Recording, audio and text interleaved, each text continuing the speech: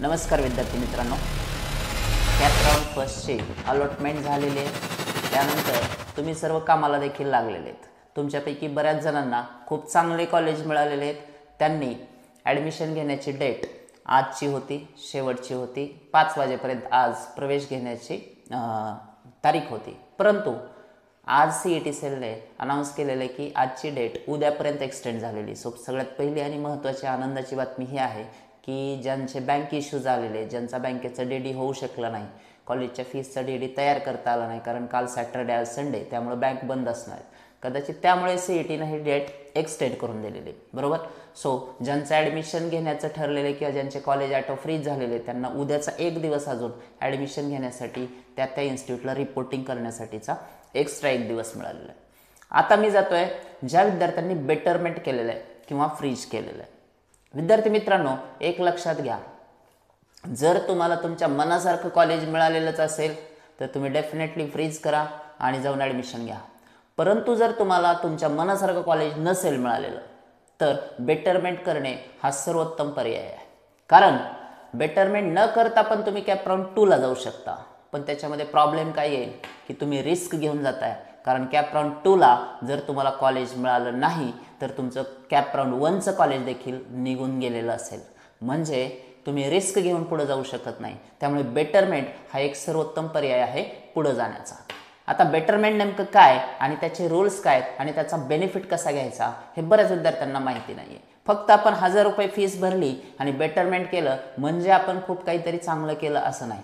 विद्यार्थी मित्रांनो, तुम्ही सीट ॲक्सेप्टन्स लेटर डाउनलोड केलेलं असेल, बेटरमेंट केलेलं असेल आणि तिथून पुढं हा खेळ खऱ्या अर्थानं सुरू होतो।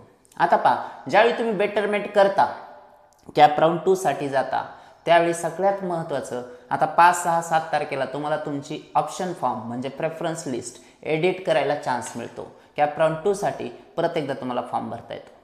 मग आता मला सांगा, कॅप राऊंड 1 मध्ये तुम्हाला जे कॉलेज मिळालेलं आहे, सपोज तुम्हाला 10 नंबरचं कॉलेज मिळालेलं आहे। आता तुमची इच्छा काय असेल, कॅप राऊंड 2 मध्ये तुम्हाला 11 नंबरचं 12 नंबरचं कॉलेज हवंय की 9 नंबर 8 नंबरचं कॉलेज हवंय, बरोबर। मग तुम्ही प्रेफरन्स लिस्ट जशी भरली त्याच्यानुसार तुम्हाला 10 नंबरचं कॉलेज जर या राऊंडला मिळालं असेल कॅप राऊंड फर्स्टला, तर तुमचं जी लिस्ट आहे ऑप्शन फॉर्मची, प्रेफरन्स लिस्ट जी आहे ती तुम्हाला तुमच्या आत्ताच्या कॉलेजपेक्षा चांगल्या कॉलेजचीच लावायची। सर, मी ती लिस्ट एडिट करू शकतो म्हणल्यानंतर दुसरे पण कॉलेज टाकू शकतो का? हो, निश्चितपणे टाकू शकता।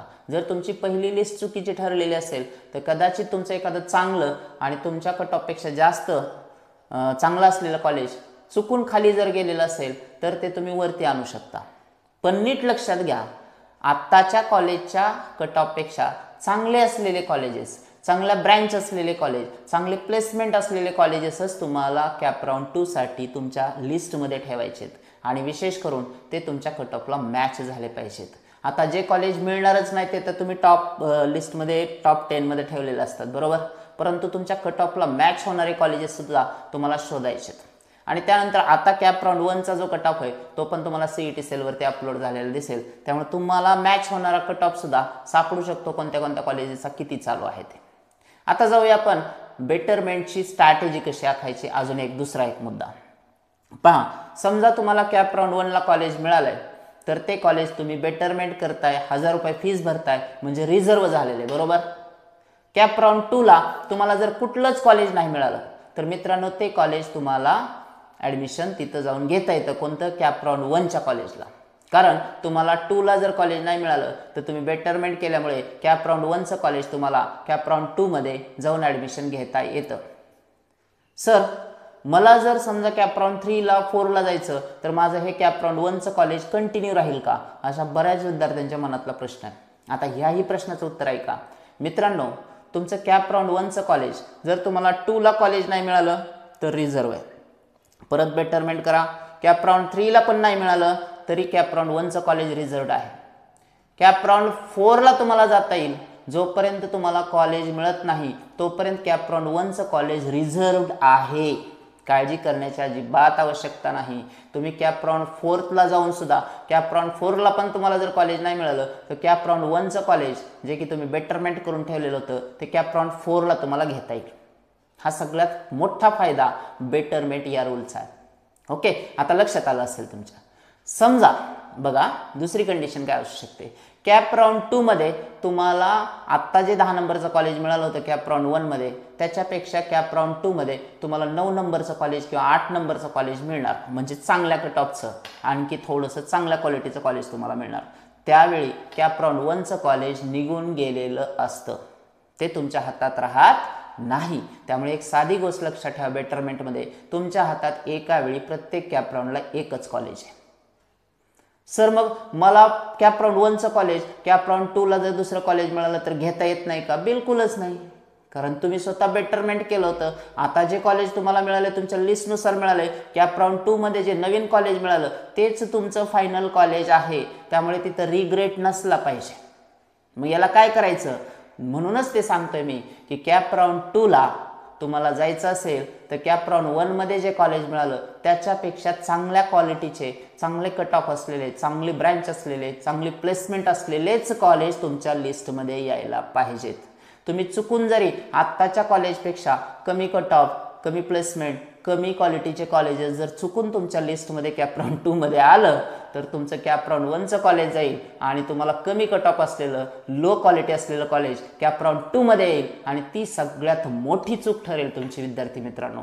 त्यामुळं लिस्ट अपडेट करताना काळजी घ्या. जे कॉलेज खूप अव्वल दर्जाचे आहेत, तुमच्या कट ऑफपेक्षा वरचे आहेत, थोडेसे कट ऑफला मॅच होणार आहेत, पण आत्ता मिळालेल्या कॉलेजपेक्षा भारी आहेत, तेच कॉलेज तुमच्या लिस्टमध्ये आले पाहिजेत. ही एकमेव आणि फायनल स्ट्रॅटेजी आहे बेटरमेंटसाठीची. कारण तुम्ही 1000 रुपये भरून बेटरमेंट का करताय? बेटरमेंट या शब्दाचा अर्थ नीट समजून घ्या. तुम्हाला आत्ता मिळालेल्या कॉलेजपेक्षा भारीचं कॉलेज तुम्हाला मिळायला पाहिजे, याला आपण बेटरमेंट म्हणतो. सिंपल आहे, हो की नाही?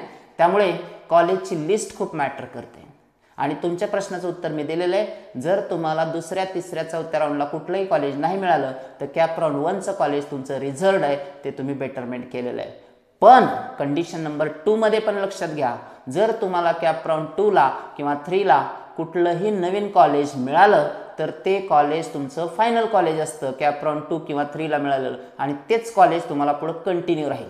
कॅप राऊंड 1चं कॉलेज कंटिन्यू राहणार नाही. म्हणजे एका वेळी तुमच्या हातात, तुमच्या खिशात फक्त एकच कॉलेज आहे मित्रांनो, दॅट इज बेटरमेंट. आशा आहे तुम्हाला समजलेलं असेल की नेमकं बेटरमेंट काय. त्यामुळे लिस्ट अपडेट करताना काळजी घ्या. भेटूया एका नवीन व्हिडिओसह, आणि तुम्हाला ज्या काही शंका असतील त्या बिंदास मला कमेंटमध्ये सांगा. तुमच्या प्रश्नाचं उत्तर घेऊन मी भेटतो एका नवीन व्हिडिओमध्ये. तोपर्यंत थँक्यू. आणि अजून एक, आपल्या चॅनलला अजून लाईक, शेअर आणि सबस्क्राईब केलेलं नसेल तर लाईक करा. आणि हा खूप महत्त्वाचा व्हिडिओ आहे, तुमच्या मित्रमैत्रिणींना देखील, तुमच्या कॉलेजच्या ग्रुपमध्ये देखील शेअर करायला अजिबात विसरू नका.